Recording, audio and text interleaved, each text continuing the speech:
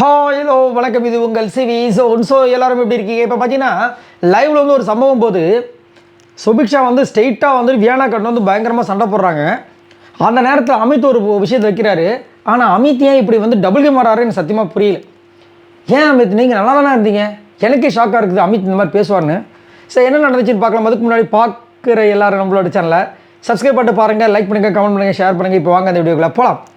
So என்ன நடந்துச்சு அப்படின்னா, ஆல்ரெடி வந்து சொல்லியிருப்பாங்க வீணா நம்ம வந்து விக்ரம் கிட்டே சுபிக்ஷா கிட்டே பேசணும். இப்போ விக்ரம் கிட்டே எல்லாத்தையும் பேசி முடிச்சிட்டாங்க. அவர் அப்படியே இப்படி சாஞ்சவர் தான், எந்திரிக்கவே இல்லை.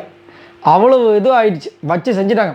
இப்போ சுபிக்ஷா வராங்க, அவங்கக்கிட்ட என்ன பேச போகிறாங்கன்னு சொல்லிட்டு ஒரு எதிர்பார்ப்பு இருந்துச்சு. ஆனால் அதுக்கு முன்னாடி அவங்களே முந்திக்கிறாங்க.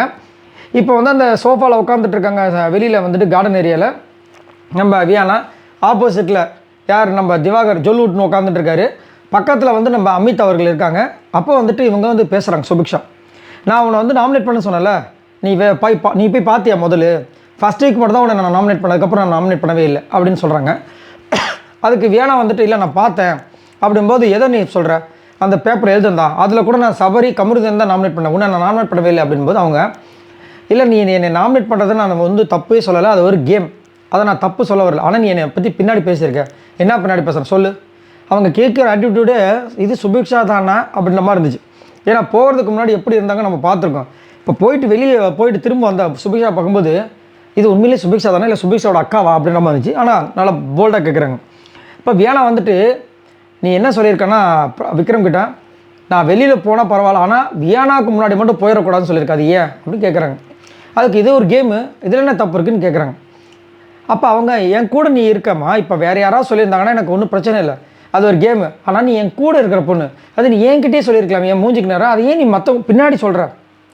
அதுதானே அப்படின்னா அமித் அங்கே வந்துட்டார். கொடுமை வியானா, நீங்கள் ஏன் அதை அப்படி திங்க் பண்ணுறீங்க?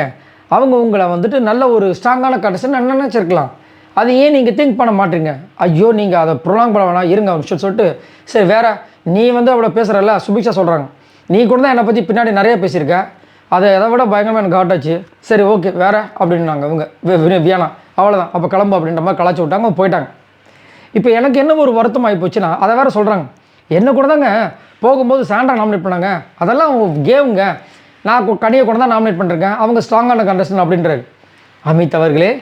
ஆனால் நான் உங்ககிட்ட இந்த விஷயத்தை எதிர்பார்க்கலன்ற மாதிரி இருந்துச்சு. ஏன் அப்படின்னா, அமித் அவர்கள் நேற்று தான் நினைக்கிறேன், நேற்று தான் பிரவீன் ராஜா யார்கிட்டே வந்து சொல்லி புலம்புவார். என்ன புலம்புவார்னா, சாண்ட்ரா வந்துட்டு இந்த மாதிரி அவங்க வந்து கரெக்டாக இருந்த மாதிரியும், விக்ரம் கிட்ட தான் நினைக்கிறேன், அவங்க வந்து கரெக்டாக இருந்த மாதிரி, நான் தான் வந்து வேணும்ட்டுமே வந்து அந்த பீன் பேக் எடுத்து வந்து அவங்க முன்னாடி போட்டு உக்காந்து அவங்கக்கிட்ட பேசுன மாதிரியும் வந்து என்கிட்ட சொல்லலாம். அந்த வீடியோவில் பார்க்கும்போது எனக்கு ரொம்ப ஹர்ட் ஆகிடுச்சு. இதில் வந்துட்டு அந்த வாரம் முழுக்க நான் அவங்க மென்டல் ஹெல்த்தாக வந்து கொஞ்சம் பாதிக்கப்பட்டிருப்பாங்கன்னு சொல்லிட்டு நான் பேசிகிட்டு இருந்தேன். அந்த வாரம் முழுக்க நான் அவங்க கூட தான் பேசிகிட்டு இருக்கேன். என்ன வந்து நாமினேட் பண்ணுறாங்க, மற்றவங்க யாரையும் நாமினேட் பண்ணவில்லை, அவங்க ஏன் மற்றவங்களாம் இருக்காங்களா அவங்கள நாமினேட் பண்ண வேண்டியது என்ன, ஏன் என்ன மட்டும் நாமினேட் பண்ணுறாங்க அப்படின்னு கேட்டிருப்பார். ஒரு ஆதங்கம் தானே. நான் கூடயே இருந்தேன், ஒரு வாரம் கூட இருந்தேன், அவங்களோட எமோஷனல் சப்போர்ட்டுக்காக நான் இருந்திருக்கேன், என்ன போய் நாமினேட் பண்ணுறாங்களே ஒரு வருத்தம் இருக்குல்ல. ஒரு வாரம் இருந்த உங்களுக்கே அவ்வளோ வருத்தம் இருக்கும்போது, வியானா அவ்வளோ நாள் கூட ஒன்றா இருந்த அந்த சுபிக்ஷா வந்து பின்னாடி பேசும்போது வருத்தம் இருக்குமா இருக்காதா? ஏன் இது அமித்துக்கு வந்து புரிய மாட்டேதுன்னு எனக்கு புரியல. அமித் அவர்கள் வெளியே போனதுக்கப்புறமா அவரோட விஷயங்கள் டோட்டலாக சேஞ்ச் ஆகிப்போச்சு. திரும்ப வரும்போதாவது ஏதாவது மாற்றங்கள் இருக்கும் பார்த்தேன், நிறைய சேஞ்சஸாக இருக்குது. அமித் அவர்கள் தானா இது அப்படின்ற மாதிரி எனக்கே ஷாக்காக இருக்குது. பட் எனக்கு அமித் ரொம்ப பிடிக்கும். ஏன் இந்த மாதிரி பண்ண தெரியல. இதை பற்றி உங்களோட கருத்துக்களை சொல்லுங்கள். இப்போது அமித் அவர்கள் வியானா கிட்ட வந்துட்டு பின்னாடி வந்து சுபிக்ஷா பேசுறது தப்பு கிடையாது அப்படின்னா, சாண்ட்ரா வந்துட்டு அமித்தை நாமினேட் பண்ணது தப்பு கிடையாது. அப்போ ஏன் இவரு வந்து அங்கே புலம்பணும்? மறக்காமல் கமெண்ட்ஸ் பண்ணுங்கள். பாய் நண்பர்களே.